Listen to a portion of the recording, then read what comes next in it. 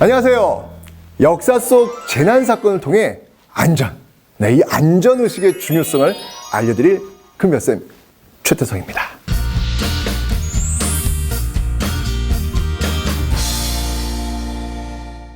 이 역사와 재난, 좀 거리가 멀어 보이는 두 단어죠.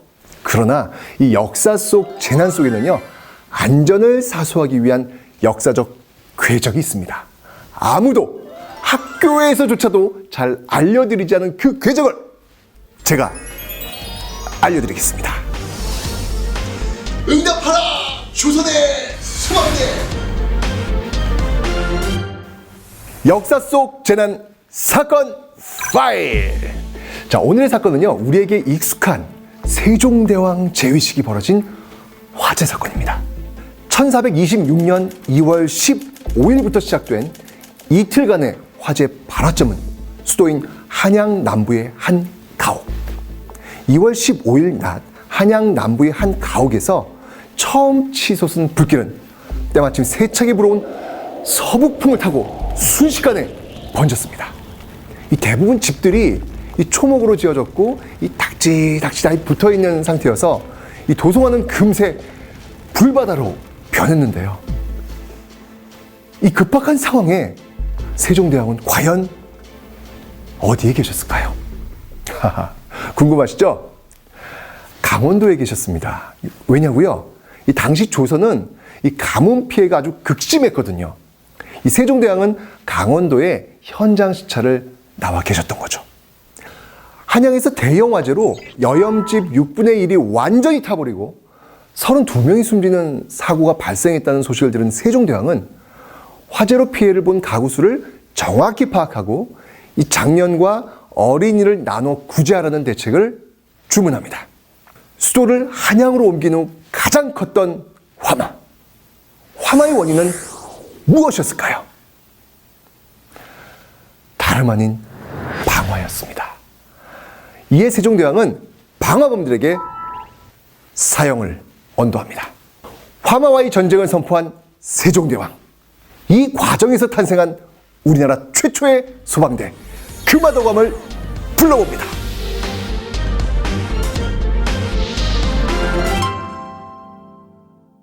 (1426년) 즉위 8년을 맞은 이 세종대왕의 가장 큰 고민은 무엇이었을까요?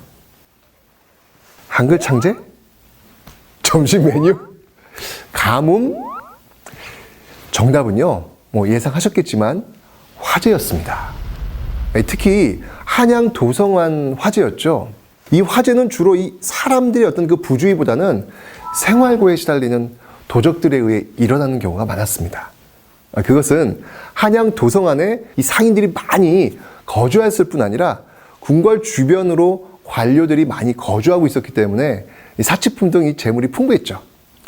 도적들의 표적이 되었으며 그로 인한 방화가 다수 나타난 것입니다.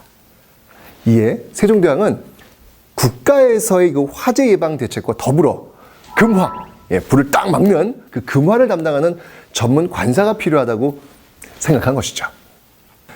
조선 사람들에게 불이란 어떻게 다가올까요? 이 불은요, 무서운 재앙이었기 때문에 옛사람들은요, 이 불을 일으키는 귀신이 있다, 이렇게 생각을 했습니다. 불귀신 막아야 되잖아요. 그래서 설치했습니다. 짜잔! 이거 어디서 보셨어요? 네, 이 광화문 경복궁 있잖아요. 그 광화문 앞에 아주 떡하니 버티고 있는 해치입니다. 옛날에는 해태라고도 불렸었죠. 그 서울 남쪽에 있는 그 관악산, 반포대교를 건너실 때요, 관악산 봉우리를 이렇게 한번 이렇게 올려다 보세요. 그러면 무엇처럼 보일까요? 뭐가 이렇게 막 불타고 있는 모습 비슷하지 않나요? 네, 바로 이 봉우리가요, 불꽃 형상입니다. 그래서였을까요? 이런 어떤 이 관악산의 그 화기를 막기 위해 물의 신이라는 해치를 광화문 앞에 딱 세웠다라는 그런 이야기가 있습니다. 자, 그럼 이제 해치를 보면서 광화문을 통과해 경복궁 근정전에 들어갑니다. 근데 또 이런 게 또 건물 옆에 있습니다. 이거는 또 뭘까요? 자, 이것은요, 바로 드무입니다. 좀 낯선 용어죠? 자, 이 드무에는요, 물을 담아뒀는데요. 불 끌 때 쓰려고 물을 담아뒀을까요? 뭐, 그럴 수도 있겠죠. 급하면은 불 꺼야 되니까요. 그죠? 근데 그런 것보다는 더 상징적 의미가 더 큽니다. 화마, 불귀신이요. 불을 내려 이제 들어오는 거예요. 궁궐에 딱 들어와가지고, 와, 둘러보고 있는데, 여기 드물을 이렇게 턱 본 거죠. 드물을 턱 보니까 그 안에 너무나도 무서운 귀신이 자기를 노려보고 있는 거예요. 으아! 걸음아 나서려라. 도망을 가게 되는 것이죠. 자, 사실은 그 모습은 어떤 모습이에요? 물에 비친 자기 모습이잖아요. 그죠? 자, 어쨌건 간에 이런 것들을 설치했다는 것, 즉 해치나 드무, 이런 어떤 상징성을 통해서 화재가 이 조선 사람들에게 정말 얼마나 큰 그 두려움이었는지 좀 이해가 되시죠? 그러나 조선 사람들에게 정말 필요한 것은요, 바로 진짜 화재에 대응할 수 있는 안전 시스템이었겠죠. 백성의 생명이 애석하다는 이조의 보고에 세종은 화재 방지 전담 조직을 만들도록 지시합니다. 이른바 조선 소방대 금화도감이 출범하는 순간이었습니다.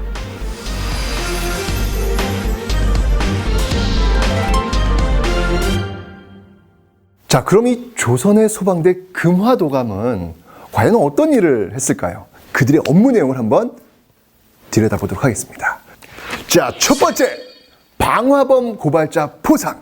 네, 이 방화범을 고발한 사람들에게요, 이 포상하는 일을 담당했습니다. 자, 방화범을 고발한 자 어떤 포상을 받았을까요? 천민은 양민으로 신분이 올라갔고요. 양민은요, 관직을 하사받습니다.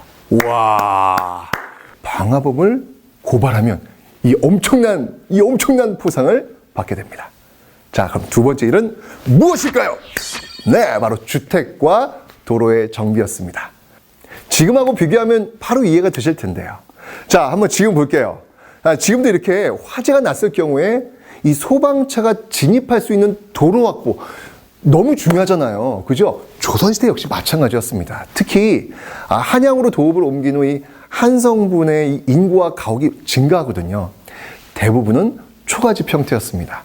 빼곡하게 옹기종기 붙어있는 이 초가집들, 이거 어찌해야 될까요? 이 불나면 이거 걱정이 지금 너무 커질 것 같아요. 금화도감에서는요, 이 초가지붕을 기와지붕으로 개량하는 것을 아주 적극 장려하는 그런 모습들을 보이고 있습니다. 자, 세 번째 업무, 방화수의 설치. 불 끄는 물이요. 예. 자, 화재에 쓸 방화수, 이거 어디에 설치를 했을까요? 궁궐에는요, 연못을 만들었고요. 이 공공건물과 민가에는요, 각처에 이 우물과 물독을 설치합니다. 자, 그러면 이렇게 조선의 소방대 이 금화도감이 설치가 되었는데요. 거기서 근무하는 소방관, 소방관이 있을 거 아니에요. 그죠? 그 소방관을 뭐라고 불렀을까요? 맨 처음에는요, 금화도감이니까 금화도감에서 근무하는 소방관, 그래가지고 금화군이라고 불렀습니다. 그러다가 세조 때 조직이 이제 확대가 되면서요, 멸화군으로 불립니다. 자, 이 멸화군은요, 50명 정도로 구성이 됩니다. 자, 그렇다면 멸화군, 이들이 가지고 있었던 불을 멸하는 장비, 멸화 장비에는 무엇이 있었을까요? 한번 생각해 보세요. 멸화군, 조선시대의 멸화군은 과연 어떤 장비를 가지고 있었을까요? 정답 나갑니다. 도끼, 쇠갈고리, 밧줄 등이었습니다. 멸화군의 실질적 임무는요, 불을 끄는 것도 있었죠.